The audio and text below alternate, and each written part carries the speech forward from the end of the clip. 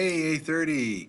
So this is our April Raintree chapter 3 and 4. Guiding questions for your summaries. And I think if I do every 2 chapters, I think that should be helpful for you to get ahead on that novel study and get those summaries completed. And don't forget that if you are choosing to do the final exam project for an April Raintree, that's due May 26th and 27th, respectively. Day 2, the 26th, day 1, and the 27th. And if you choose not to do the project for April Raintree, you are obligated to do the final exam for Outside Circle.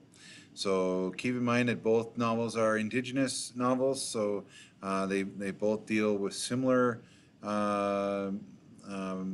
backstories and historical relevance and things like that. And be sure you keep in mind the context of the times and circumstances that these characters are going through. So once again, pause, fast forward, whatever you need to do to get these questions down. And again, these are guiding questions, so you're not actually answering the question per se, you're incorporating the question into your summary. Okay?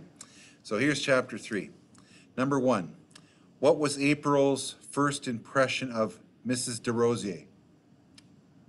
Number 2, describe Maggie. What type of person was she? And provide some examples. And you can cite the page number that you get those references from and practice your in-text citations. Number 3, give evidence that the DeRosier children were lying, malicious, and uncaring. Number 4, what is April's reaction to receiving a book about Louis Riel from Cheryl? Why do you think she feels this way?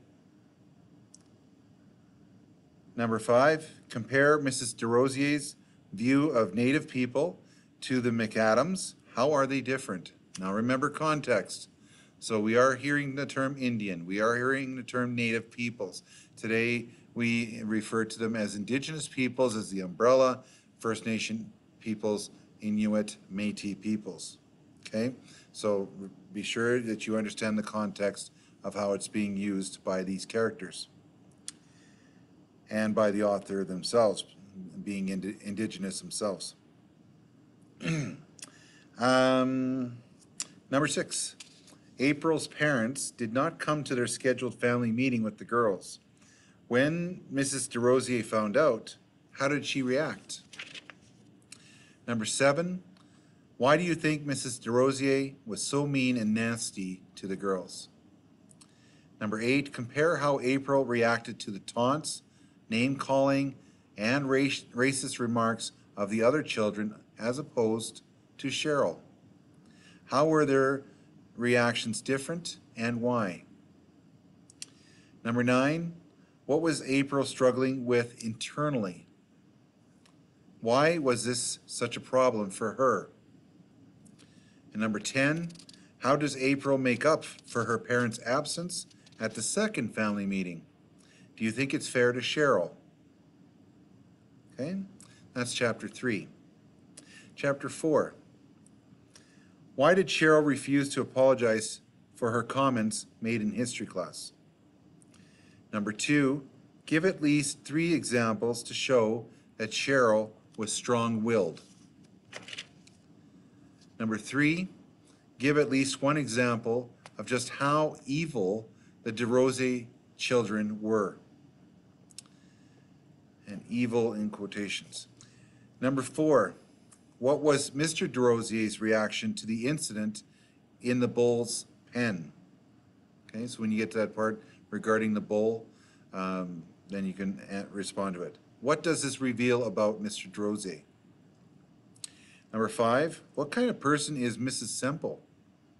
What do you think her main fault is, and how could she be more effective at her job as a social worker? Number 6, what is the supposed Native girls syndrome that Mrs. Semple lectures the girls on? Okay, so this is part of that stereotyping and segregation, discrimination that the girls are being impacted by. And arrogance as well on Mrs. Semple's part. Number 7, April makes a good point when she says, we are not going to become what they expect of us. Explain what she means by this.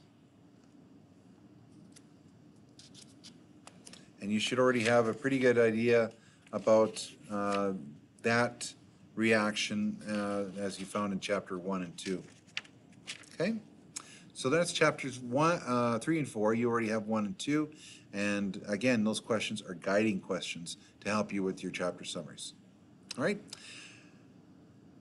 Other than that, we'll see you in chapter 5 and 6. Take care. Be safe.